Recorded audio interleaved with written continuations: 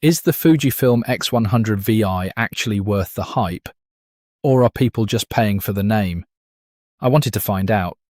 So I spent some time testing this camera in real shooting situations. And honestly, I was impressed. The X100VI comes with a 40.2 megapixel APS-C sensor. It also has a fixed 23mm f2 lens, which gives you a 35mm equivalent view. And the image quality? It's seriously good. Photos are sharp. Colors look great. And Fujifilm's film simulations make it easy to get a good-looking photo without spending hours editing. There are 20 film simulation modes. My favorite part, though, is the built-in stabilization.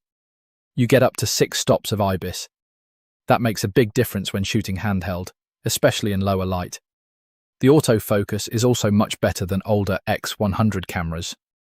It uses subject detection and AI-based tracking. But here's the catch. The lens is fixed. You can't zoom optically. So if you need different focal lengths, this isn't the camera for you. The battery is another weakness.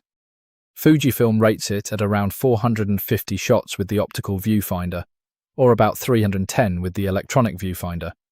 Still, the X100VI feels different. It's small. It's lightweight. It's fun to use. And that matters. After testing it, I wouldn't call the X100VI a scam. It's a genuinely excellent camera. But is it worth buying?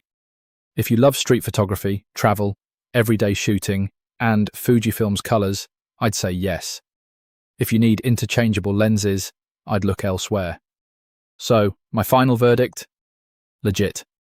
But definitely not for everyone.